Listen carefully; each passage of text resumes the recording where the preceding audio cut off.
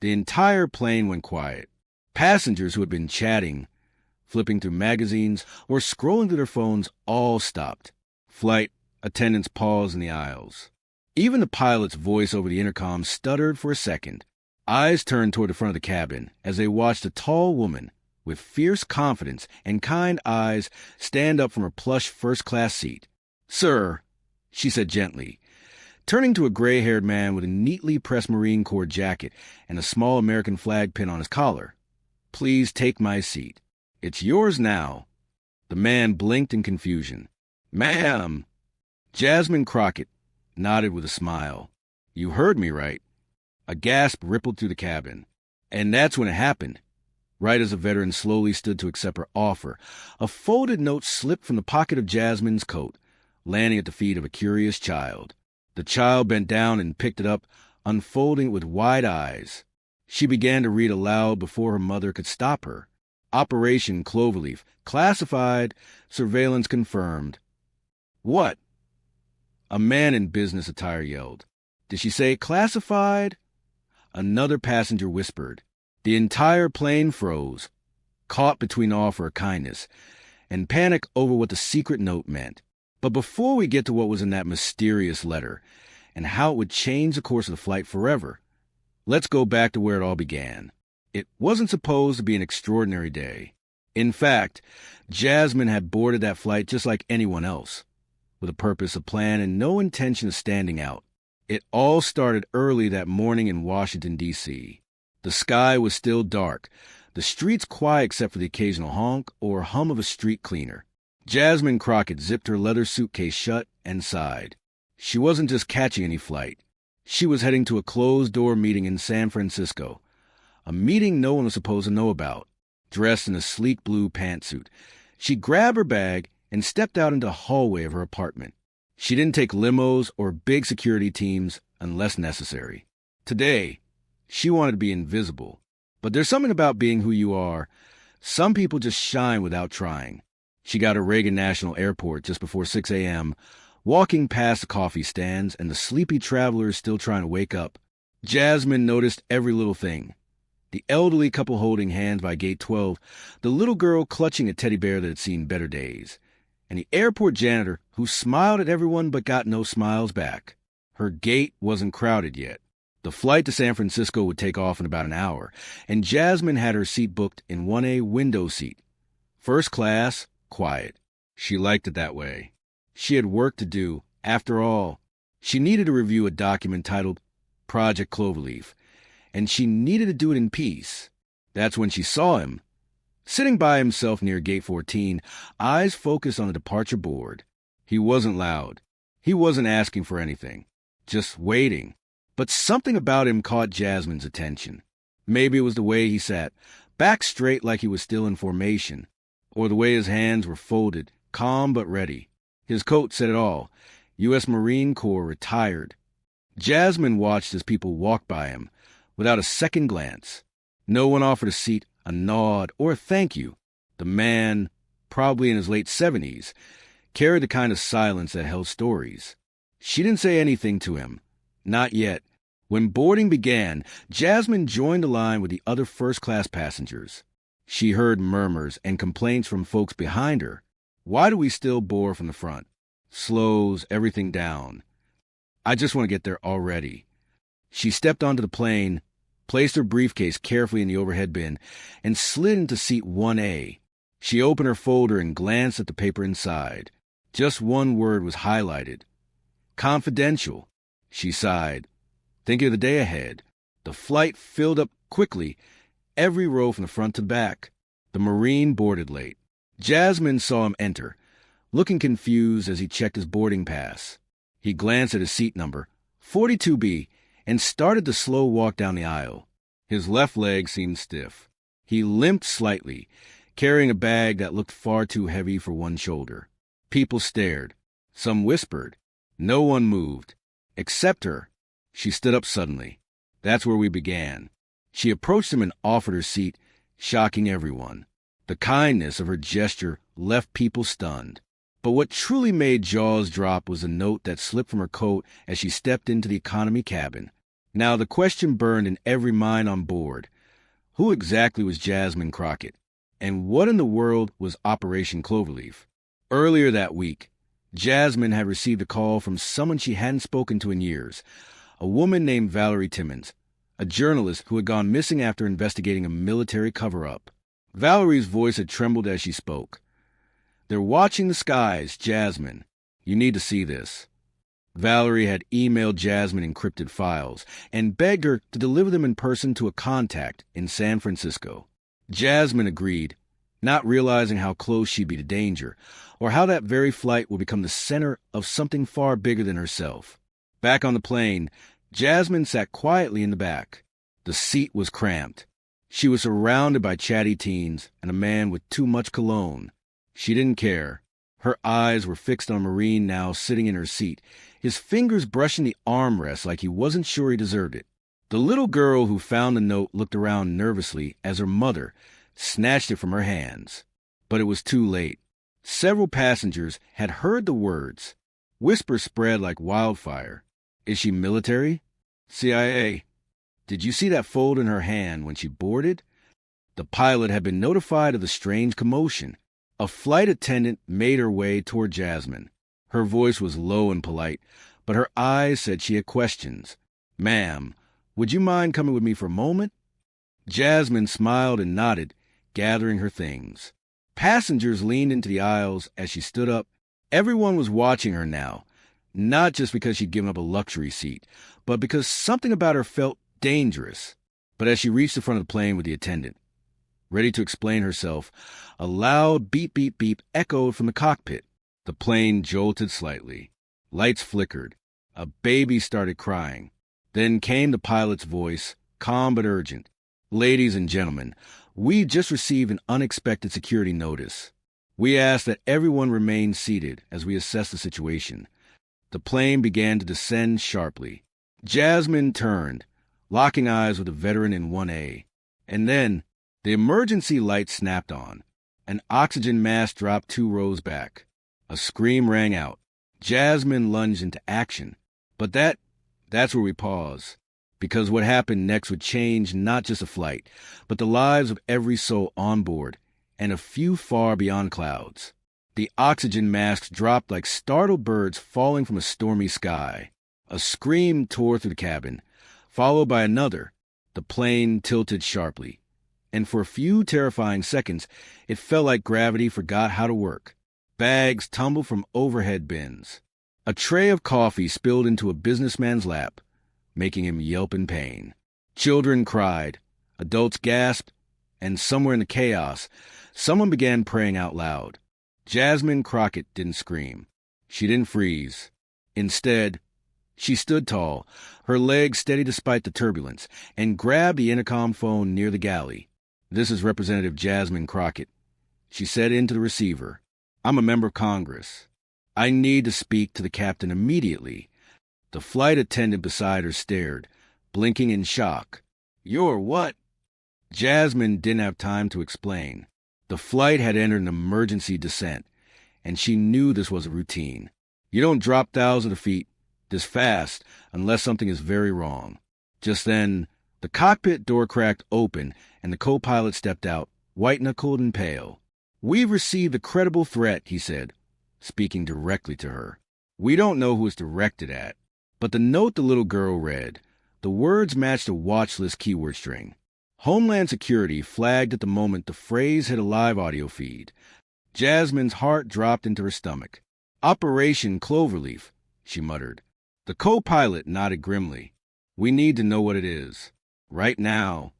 Jasmine swallowed hard. "It's bigger than you think." She handed him the sealed envelope she had intended to deliver quietly once the flight landed. "This wasn't supposed to come out like this," she said, her voice quiet. "But if this flight is in danger, you need to see it." He took the envelope, glanced at the red stamp marked Top Secret, eyes only, and disappeared back into the cockpit. Meanwhile, the veteran in 1A had unbuckled his seatbelt and was making his way down the aisle toward her, slow but determined. "Ma'am," he said gently, "I don't know what's going on, but if this bird's going down, I'm not sitting in that seat while you're back here. I'm not letting you move. Jasmine said firmly, trying to smile despite the tension. "You earned it. I gave it. That's how it stays." He stared at her for a second, then nodded. "You remind me of someone I knew back in Nam. Real stubborn, too." Jasmine chuckled, and for a brief moment, the tension in the cabin loosened. The plane leveled out suddenly. The violent shaking stopped. The oxygen masks, still dangling, now swayed calmly as if the chaos had all been imagined. The captain's voice came on. "Ladies and gentlemen, this is your captain speaking. We received some security information that required a rapid descent, but we are currently stabilized. We are rerouting to Denver for precautionary measures. Please remain calm. We'll be on the ground shortly." A collective exhale moved through the cabin like a wave. Some people clapped. Others whispered confused questions. Still, no one really knew what was happening, except for Jasmine and the people in that cockpit. Back in her new seat, Jasmine sat down again, the envelope now out of her hands and out of her control. The woman beside her, a college student wearing earbuds and a NASA hoodie, leaned over. "Hey," she whispered. "Are you, famous or something?" Jasmine gave a small laugh. "No, just a passenger like you." I don't think regular passengers carry top-secret stuff that makes a whole plane almost crash," the girl replied. Jasmine sighed and looked out the window. Fair point. 20 minutes later, the flight touched down in Denver, but the drama wasn't over. As the wheels hit the runway and the passengers clapped, Jasmine noticed black SUVs lining the tarmac, their tinted windows like mirrors reflecting secrets. Military police stood nearby. An ambulance waited at the edge of the gate. A man in a dark suit with an earpiece boarded first, followed by two others. They walked straight down the aisle, ignoring the veteran in first class, the weeping couple in row 28, and the whispering flight attendants. They stopped in front of Jasmine. "Ma'am, we need you to come with us," the lead agent said quietly. "Under what authority?" she asked, not budging. "Federal Homeland Intelligence," he replied. "There's been a breach connected to the contents of the document you carried. This is now a matter of national security." Passengers were leaning over their seats to watch. Phones came out, but the agents quickly barked, "No recording." Jasmine slowly rose to her feet, her chin high. "If you want to question me, you'll do it in front of legal counsel. I'm not some random courier. I'm a U.S. Congresswoman, and you'll treat me like one." The lead agent gave a tight nod. "We're aware of who you are. We're also aware of what's at stake." As they escorted her off the plane, the entire cabin turned into a sea of murmurs. "Wait, was that Jasmine Crockett? What was in that envelope? Is she in trouble?" No one noticed a veteran slowly following behind, one hand gripping the armrest of each seat for balance. As Jasmine stepped down onto the jet bridge, the man quietly slipped something into his pocket, a folded paper that had slid beneath his seat during the flight. A second note. And that's when the next extreme event happened. Just as Jasmine disappeared behind the jet bridge doors of the agents, a flight attendant shouted, Sir, are you okay?" The Marine had stopped walking. His face had gone pale. He collapsed. Passengers screamed again. A nurse on board rushed forward. The captain radioed for the ambulance. As chaos unfolded once more, no one noticed a second note fall from the veteran's pocket, now damp with sweat. It fluttered to the floor and slid beneath seat 1C. A little boy nearby picked it up, unfolded it, and read a few words aloud. "Initiate phase 2. Strike window confirmed. Deny all involvement." His mother snatched it from him with a gasp, and from her spot behind the sealed airport door, Jasmine Crockett had no idea the real danger hadn't even begun yet. The emergency medical crew rolled the Marine onto a stretcher. His eyes fluttered open just long enough to whisper something to the nurse leaning over him. "Give it to her." "Give what to who, sir?" the nurse asked, confused. But before he could answer, his eyes slipped shut again. The airport terminal was a blur of flashing lights and confused voices. Passengers were herded off the plane, some crying, some whispering wild theories, some just needing to call their families. But one question was on every tongue. What was in those notes? The second note, the one the little boy had found, was now in the hands of transportation security agents. One of them read it once, went pale, and radioed something in a code that no one nearby could understand. Meanwhile, Jasmine Crockett sat inside a quiet federal holding room deep inside the Denver International Airport. It was cold, too white, and smelled like metal and old coffee. A single folder sat on the table in front of her, and behind it, a grim-faced woman in a dark blazer. The woman placed a badge on the table. Special Agent Laura Klein, Homeland Intelligence Division. I need to ask you some questions, Congresswoman Crockett. Jasmine leaned back in her chair, arms crossed. Funny, I thought members of Congress didn't get hauled into interrogation rooms without warrants. This is an interrogation, Agent Klein said calmly. It's a national emergency. Jasmine stared her down. Then let me help you. But you need to stop treating me like a criminal. Agent Klein opened the folder and pulled out a printed scan of the note that had fallen from Jasmine's coat. Operation Cloverleaf, she said. What is it? Jasmine's eyes narrowed. It's an experimental project. Unauthorized. Conducted by a private military contractor. I got wind of it through a whistleblower named Valerie Timmons. You probably know her. Klein gave a slight nod. Disappeared 2 years ago. Assumed dead. She's not, Jasmine said. Or at least, she wasn't a week ago. She sent me that file. Told me to deliver it in person to someone named Rook in San Francisco. Rook. Klein repeated, writing it down. Who's that? I don't know, Jasmine admitted. Valerie said not to trust digital communication. Said this person was the only one who could safely get the evidence into the right hands.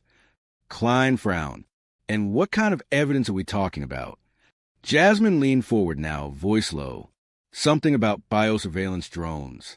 Tiny ones, like dust, deployed into the atmosphere under a weather manipulation program. Monitors movements, conversations, even vital signs. It's all disguised as routine air monitoring. Klein sat back, stunned. That's not possible. It wasn't, Jasmine said. Until now. There was a long silence. Then Agent Klein stood. I'll be back. She walked out of the room, locking the door behind her. Jasmine was left alone again. Back in the terminal, the veteran was being wheeled into a medical bay by paramedics. He wasn't speaking. His pulse was faint. But clutched in his right hand, almost invisible beneath the blanket, was a black and silver military coin, one Jasmine would later recognize as a code trigger. The boy who had read the second note had been taken aside with his mother by TSA. The note had been photographed, scanned, and logged, but even then, no one could fully explain what Phase 2 was. Meanwhile, outside the airport, a storm was building, except it wasn't on any weather report. Dark clouds spun in a slow circle high above the airport, forming an eerie pattern that looked unnatural. A strange humming began in the air, subtle but constant, like a sound just below hearing range. And across the nation, satellites were quietly being retasked. Military channels went dark. A drone camera in Nevada blinked off. An AI system running airspace security went into emergency lockdown. Something was coming. Inside the holding room, Jasmine's phone buzzed inside the evidence bin where it had been locked. No one saw the message light up. Valerie Timmons. They know. You were followed. Rook is compromised. Don't go to San Francisco. Everything's changed. 10 seconds later, the phone screen went black and stayed black. Agent Klein returned, holding a new file and a pale expression. You're not going to believe this, she said. There was a second note. Another passenger found it. It had your name on it. Jasmine blinked. My name? Klein opened a folder and laid it down. Jasmine read the first line out loud. In the event Jasmine Crockett makes it on board, initiate lockdown. Do not let her reach Rook. Phase 2 depends on it. The words hit like thunder. That doesn't make sense, Jasmine muttered. Who would? But Klein was already shaking her head. This isn't just about drones or surveillance. Someone in the upper ranks, maybe even inside our government, is trying to stop this information from getting out. Jasmine stood. Then we're out of time. Klein didn't try to stop her this time.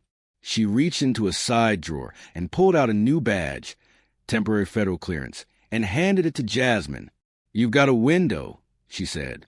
"We're letting this go officially. Unofficially, you need to disappear. For your own safety." Jasmine nodded. "What about the Marine?" "He's alive," Klein said. "Barely. But he's not the random stranger you think he is. His real name is Major Douglas Ryland. Retired. Used to run a classified unit out of Langley. Guess what they specialize in?"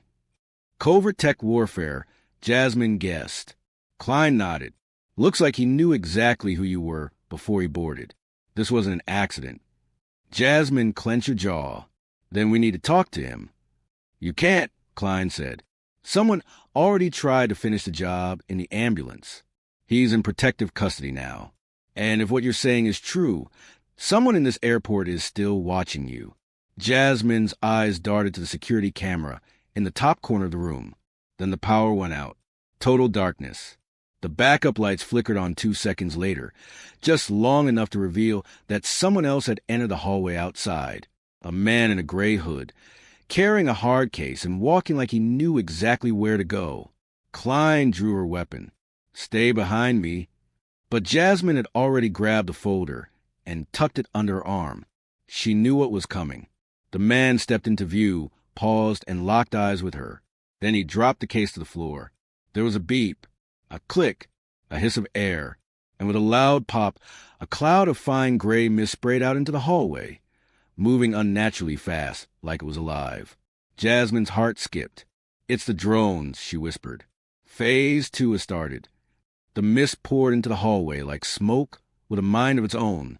Jasmine and Agent Klein slammed the interrogation room door shut just in time. A hiss echoed from the hallway, followed by the high-pitched whirring of something too small to see, but loud enough to hear. Agent Klein bolted the door, flipped over a heavy metal table, and yanked open a supply drawer in the wall, pulling out 2 gas masks. "Put this on," she barked, tossing one to Jasmine. Jasmine fumbled with the straps, heart racing. "What are they?" "Micro-surveillance drones," Klein said. "The kind that shouldn't exist outside of science fiction. They're autonomous, self-guided, and can collect biometric and vocal data in real time. If they get inside..." Jasmine didn't wait for the rest. She yanked the mask over her head just as a soft scratching sound reached the door. Like insects. Dozens of them. Klein keyed her radio. "Level 3 breach. Containment failure in Bay 9. Repeat, Level 3. Engage foam lock protocols, now." But the radio hissed back silence. Jasmine peeked through the tiny reinforced glass window in the door. The man in the gray hood was gone. In his place, a strange shimmer in the air moved, like static dancing in the sunlight. The mist had already crept under the doorframe, slithering like a living thing, reaching across the tile. "Help me seal it," Klein shouted, grabbing duct tape from the drawer and slapping it against the bottom of the door. Jasmine followed suit, pressing it down with shaking hands. Then, suddenly, the lights flickered again, and every screen in the building flashed blue with a single word in bold white text. Silence initiated. Klein cursed under her breath. "It's a system kill code. These drones, they're not just watching. They're clearing the path." "For what?" Jasmine asked. And just then, boom! A concussive blast rocked the terminal. The room shook. The lights snapped off again. The floor cracked somewhere nearby. Screams echoed in the distance. Jasmine lost her balance and fell against the overturned table. Klein yanked her back up. "That came from the runway," she said. "Someone's not just trying to stop you. They're trying to erase everyone who saw what happened on that plane." Jasmine gritted her teeth. "Then we can't stay here." The emergency light kicked on, casting eerie shadows across the room. Klein pulled her sidearm and yanked the door open. The hallway outside was filled with faint haze, but the drones were gone, leaving behind only a faint chemical scent and a soft blue residue along the walls. Jasmine and Klein moved quickly through the terminal. Most of the passengers had been evacuated, but security teams were down, some unconscious, others missing entirely. A scorched laptop lay shattered on the floor. Monitors flickered with static. They passed Gate 14, where Jasmine had first seen the veteran sitting alone. It was eerily quiet now, the benches empty, but a small paper cup of black coffee still sat there, untouched. Suddenly, Jasmine stopped cold. A body was slumped against the wall behind the gate desk. She ran forward. It was a woman who had been sitting across from her in economy, the one with the NASA hoodie and earbuds. She was unconscious, eyes fluttering. Klein knelt and checked her pulse. Alive. Barely. I think she inhaled the mist. We have to get her out of here, Jasmine said. Klein shook her head. We can't carry her and still move fast enough. We need to get you to the secure transport zone. If you don't get that file out. Jasmine stared down at the girl, then at the folder still in her hands. Inside were the final pages of the Cloverleaf dossier, pages with diagrams, whistleblower transcripts, and something else. Something she hadn't seen yet. A photo of Rook. She flipped it open. It wasn't who she expected. The face in the photo was none other than Major Douglas Ryland, the very Marine she'd given her seat to on the plane, the same man who now lay in a guarded medical facility under federal protection. Jasmine's breath caught. He is Rook, she whispered. Klein stood slowly. Then he never lost a file. He was a file. It made sense now. Valerie Timmons must have known Jasmine wouldn't make it to San Francisco safely. So she used Ryland, an aging Marine with a spotless history, hidden connections, and a knack for vanishing in plain sight, as the backup courier. And Jasmine had walked right into the middle of the drop-off point, without even knowing it. We have to get to him, Jasmine said. Now. But before Klein could answer, crack! A sniper round shattered a pane of glass above them. Klein pulled Jasmine down instantly. Move! The bullet had come from the upper level of the terminal. Someone was still inside, and they were no longer relying on drones. They were cleaning up the mess themselves. Klein dragged Jasmine through a side access door and into a long service hallway filled with janitor carts and vending machines. It smelled of disinfectant and gasoline. Jasmine held the file tightly against her chest. Suddenly, Klein stopped at a security door and slammed her badge against the panel. It turned green. She pulled the door open, and standing on the other side was another man in gray. But this one was different. His coat bore a red pin, a small silver cloverleaf. His eyes flicked from Klein to Jasmine. You weren't supposed to get this far, he said calmly. Klein didn't hesitate. She fired 3 shots into his chest. He fell instantly. But even as his body hit the ground, the pin on his coat began blinking red. Jasmine realized what it was before she could say a word. Back! She screamed, grabbing Klein's arm. They turned and ran just as a small pop echoed behind them. A second wave of micro-drones erupted into the air like dust from a kicked-up trail. These were faster, smarter, and they were hunting. Jasmine and Klein sprinted down the hallway, doors slamming shut behind them automatically as the facility's AI tried to contain the breach. Overhead, red lights pulsed in rhythm with an alarm that spoke only 2 words. Containment failure. They finally reached the side exit. A black armored vehicle waited at the curb, engine running. 2 agents waved them over. Klein yanked the door open and shoved Jasmine inside. Go, she yelled. Don't wait for me. I'm not leaving you. Jasmine shouted back. But Klein grabbed her shoulder, looked her dead in the eyes, and said, Get to Ryland. Then she turned and fired into the hallway again, buying Jasmine seconds. The vehicle roared forward. Jasmine looked out the window, just as the terminal erupted in chaos once more. And as they sped off into the distance, clutching the final cloverleaf file, Jasmine realized something chilling. The note wasn't just a warning. It was a countdown. Phase 2 wasn't the end. It was just the middle. And Phase 3 was already beginning.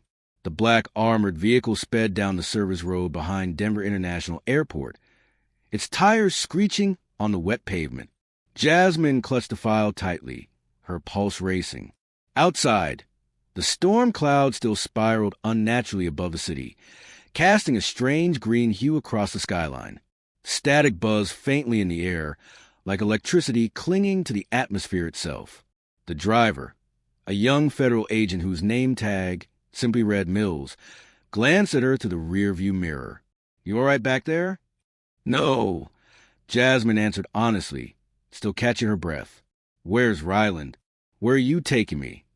"Secure facility. 10 minutes out," Mills said, checking the rear camera. "We move him after the breach. He's under military guard now. Deep lockdown. The kind of place that doesn't technically exist." Jasmine looked down at the folder. Her mind replayed the moment she discovered Ryland was Rook. He hadn't just been a lucky coincidence. He'd been watching her, waiting for her, protecting something or someone, and now he was the key to unlocking everything. She opened the folder again and flipped to the last page, a message scribbled in shaky handwriting on the back of one of the blueprints. "If you're reading this, I didn't make it. They're in the air, in the walls, in us. Phase 3 is designed to trigger once they identify a target vector. You're that vector, Jasmine. Run if you must. Fight if you can. But never let them complete Phase 3. Target vector?" she whispered aloud. "What did you say?" Mills asked. "Nothing," Jasmine muttered, tucking the file back under her arm. "Just keep driving." But something didn't feel right. The silence was too heavy. She turned to glance out the rear window, and that's when she saw it. A second black SUV had pulled onto the service road behind them. No lights, no siren. It wasn't gaining fast, but it was steady, menacing. "Mills," she said sharply, "we've got a tail." He checked the mirror again. "I see it. That's not one of ours." Before Jasmine could react, the SUV behind them picked up speed, and that's when the first bullet hit. The rear windshield exploded in a shower of glass, shards raining down around Jasmine. She ducked instinctively. Mills swerved violently, tires screaming as he took a hard left down a side road near a row of hangars. "Hold on," he shouted. Jasmine grabbed the side handle just as the vehicle bounced over a curb and onto an unmarked gravel path. Dust kicked up all around them, hiding them momentarily from view. But the SUV stayed close. Too close. "They're tracking us," Jasmine yelled. Mills gritted his teeth. "They've tagged the vehicle. Magnetic tracker or signal beacon. I need to ditch it." Without warning, he slammed on the brakes, yanked the gear into reverse, and floored it backward into an empty maintenance shed. The vehicle smashed through the flimsy metal doors, screeching to a stop inside. "Out!" Mills yelled. Jasmine kicked her door open and jumped out, still cradling the file. Mills reached under the dashboard, yanked free a small black box, and threw it into the corner just as the other SUV passed the shed. Boom! A sharp, contained explosion tore through the rear of the vehicle as the tracking device detonated, taking out the wall and sending up a cloud of smoke. "Go!" Mills shouted, grabbing a duffel bag from the trunk and pulling Jasmine by the arm. "Back entrance, into the tunnels. I've got a way out." They sprinted across the tarmac, past darkened hangars and rows of dormant aircraft. Ahead, a metal door marked authorized personnel only opened with a hiss as Mills scanned a badge. They plunged inside. The air changed instantly, colder, thinner, full of metallic tang.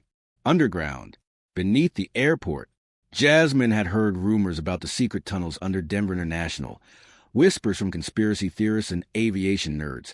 But now she was running through them, for real, chased by people with no names and weapons meant to leave no evidence. They didn't speak as they moved, just ran. Jasmine's thoughts raced alongside her heartbeat. Ryland, the file, the drones, the target vector warning, Phase 3. Then suddenly, they stopped. A thick metal blast door stood in front of them, sealed tight. Mills cursed and tapped his badge again. Nothing. Red light. "Someone's locked us out," he growled. Footsteps echoed behind them. Jasmine turned. A shape emerged from the shadows. Tall, hooded, familiar. The gray coat, the cloverleaf pin. It wasn't the same man as before, but it didn't matter. They were all the same. All part of whatever machine was behind Operation Cloverleaf. Jasmine backed away slowly. "You're not getting this file." The man stepped forward, calm. "You don't even know what you're carrying."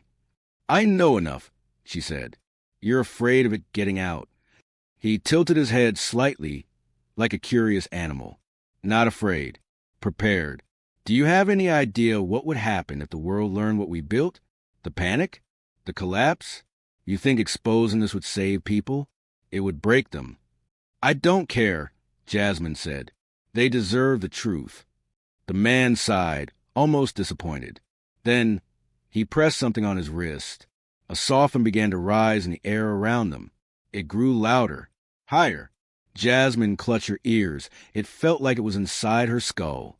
Mills dropped to one knee, nose bleeding. The man in the coat reached into his pocket. Jasmine reacted on instinct. She charged him. The folder slipped from her hands as she tackled him into the wall. They crashed to the floor, struggling. He pulled a sleek needle-like object from his coat, thin, sharp, and glowing at the tip. She knocked it away just in time. It skidded across the floor toward Mills, who managed to crush it under his boot with a metallic snap. Then suddenly, BLM! A gunshot echoed down the tunnel. The man collapsed. Behind him stood Agent Klein, bleeding from a fresh cut above her eye, weapon still raised. She looked like she fought her way through an army to get there. Told you I wasn't staying behind, she said, staggering slightly. Jasmine knelt breathless. Klein picked up the folder from the ground and handed it to her. We need to go. Ryland's location's been moved again. They've taken him out of the city. If we don't catch him now... Jasmine looked at her, eyes wide. Where? Klein hesitated. Then she said it. Area 14. Off-grid facility. Deep Nevada desert. Jasmine's heart sank. Then we got one chance to stop this before Phase 3 finishes. Klein nodded. Mills wiped the blood from his face. Let's hope he's still alive. But even as they ran toward a waiting tunnel transport cart, no one noticed the shattered needle on the floor. The fluid inside had leaked out. Tiny droplets shimmered with faint blue light. They pulsed, then disappeared into the air. Phase 3 had already begun. The desert was a graveyard of silence. Miles and miles of scorched earth stretched beneath a sky the color of burnt steel. There were no cities here, no towers or lights.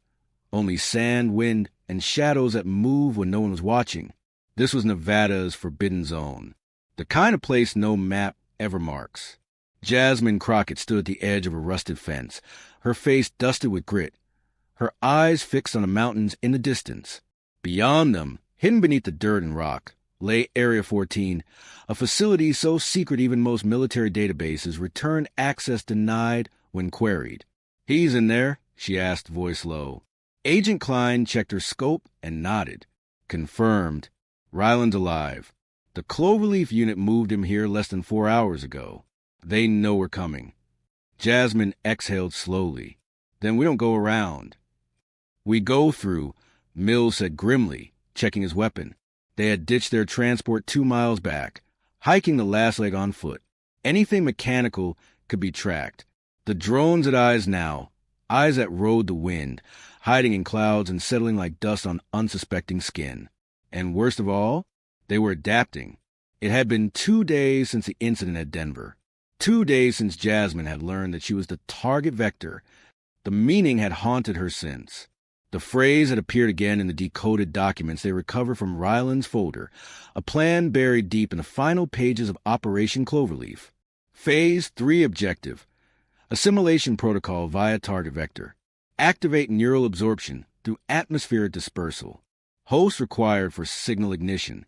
Jasmine Crockett was that host. Whatever they'd injected into the air that day on the plane, it had bonded with her. Not physically, not like a virus, but through something more insidious. Her position, her voice, her reach. They didn't want to kill her. They wanted to use her. If she stood in front of a camera, gave a speech, touched someone's hand, breathed into the microphone, they could activate the network. A wireless, invisible net of control, hiding in the very air people breathed. That was Phase 3, not destruction, domination. And only one man could stop it, Major Douglas Ryland. They reached a rocky ridge. Below them, barely visible, a hatch was embedded in the dirt. 2 guards stood at attention. Heat shimmered around them. 2 minutes, Klein whispered. Once we're in, We'll have about 10 before lockdown triggers. Jasmine nodded. Let's go. They moved like ghosts. Down the slope, across the dirt. The guards didn't even see it coming. Klein took the left. Mills the right. 2 silent takedowns. No noise. No questions. They opened the hatch and dropped into darkness. The corridor inside was made of smooth black steel. No lights. Just the dull green of emergency lines along the floor, guiding them deeper. Jasmine held the folder tight, her breath shallow. Every step echoed. Every shadow seemed to lean toward her. Finally, they reached an internal checkpoint. 2 more guards. Cameras above. We can't sneak this part, Klein whispered. We do it loud. Jasmine took a breath. Then do it fast. Boom. Flash grenades. Screams. Gunfire. They were through in under 30 seconds. Klein found a console, typing quickly. Ryland's down 3 levels. Cell C7. I'm opening all non-lethal doors. We need to move now. They raced down the stairs, gunshots still echoing behind them. Jasmine's heart thundered with every step. And then they found him. Behind thick glass, in a padded observation cell, sat Major Douglas Ryland. His face was pale, his eyes hollow. Wires trailed from his arms to the wall. He looked older than he had just days ago, broken, but still alive. He looked up and recognized her instantly. Jasmine, he whispered, voice dry as paper. She pressed her hand to the glass. I know who you are, Ryland. I know what they did to you. But we need you. Now. His lips trembled. They're my blood. But not just mine. Klein keyed in the code. The door hissed open. They rushed in. Ryland struggled to sit up. Mills ripped the wires out his arm. Jasmine dropped to her knees beside him. You said they need a host, she said. Someone to trigger the signal. He nodded. They didn't choose you by chance. It's because of who you are, what you represent, your speeches, your reach. Your voice is in every home, on every feed, in every classroom. Then tell me how to stop it, she begged. He looked her dead in the eyes. You can't. Jasmine froze. You can only reverse it, he continued. The signal's already been seeded, but the source, the master node, is here, in this facility, buried in the control center. Destroy that node and the drones go dark. Every last one. Klein's voice cut in. Then we need to move now. Alarms just tripped on the upper levels. We've got incoming. Ryland tried to stand. You'll need me to find it. I designed the failsafe. They moved. Hallways blurred past. The sound of boots. Shouts. Steel doors slamming shut. They reached a chamber labeled Clover Core. Security was biometric. Ryland stepped up, placed his hand on the pad. Green light. The door opened with a hiss. Inside, a circular room filled with glowing panels and a central column. Pulsing like a heartbeat, data flowed up and down the pillar, like a digital waterfall. This is it, Ryland said. This is the hive. Jasmine stepped forward, holding the file. She could feel the heat coming off the machine, could feel it reacting to her, calling her. Is it aware? She asked. Ryland nodded. Only in the way a system becomes aware. It knows its next step, and it wants you to take it. Jasmine reached into the folder and pulled out the final chip Valerie had hidden, a small black cube marked null code. This kills it, she asked. Ryland nodded. 1 shot, but the system will fight back. It's going to target you, psychologically, maybe even physically. It knows you. Jasmine stared at the cube. Then, without another word, she slammed it into the core. The pillar screamed. Lights exploded. The room shook violently. The digital waterfall shattered into static, and a voice filled the chamber. Not human, not robotic, but something in between. Target vector identified. Assimilation in progress. Jasmine fell to her knees. She couldn't move. Her mind flooded with images, not memories. Projections. Alternate futures. Streets filled with drones. Children marching in silence. Billboard showing her face. Smiling, empty-eyed. Giving speeches no one questioned. And a final flash. Her own voice saying, "You are safe. You are watched. You are one of us." "No," she whispered. The voice grew louder. "Embrace your purpose." "No." She screamed and pressed the chip deeper into the core. Boom. The column exploded in a flash of white light. The system collapsed. Every drone across the country, every single one, fell out of the sky. Dust. Silence. It was over. Jasmine collapsed. When she woke, Rylan was beside her, hand on her shoulder. Klein stood at the door. Mills radioed for evac. "You did it," Rylan said quietly. "You stopped Phase 3. But Jasmine looked up at the broken core and said something no one expected. "No, I delayed it." They all stared. "I saw something," she whispered. "Beyond Phase 3. A backup protocol. Something darker. It called it." She paused. "Phase 0. And somewhere far away, beneath another hidden facility, a new signal blinked to life. The war wasn't over. It was just beginning. The dust settled slowly over the wreckage of the Clover core. Flickering lights gave way to stillness, and for the first time in what felt like days, the air inside the chamber felt clean. The hum was gone. No more buzzing. No more whispers crawling in Jasmine's ears. Just silence, the good kind.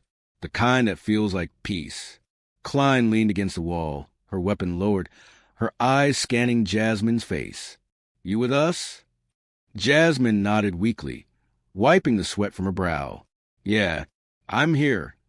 Outside, sunlight cracked through the reinforced doors it stormed in through just hours ago. Real sunlight, no longer distorted by particles or drone interference. The sky was blue again. The static was gone. They'd done it. The entire system had gone offline. All surveillance drones, ground-based, airborne, and even the microscopic ones tied to Cloverleaf, had fallen dormant. Jasmine's phone, untouched for hours, now lit up with alerts from across the country. Mysterious atmospheric disruption dropped surveillance drones nationwide. Congresswoman Jasmine Crockett linked to stunning anti-surveillance takedown. Whistleblower data confirmed. Operation Cloverleaf is real and it's over. People were waking up, not in fear, but in truth. And across the country, something beautiful was happening. Veterans who had once served silently now spoke up. Scientists who had been silenced came forward.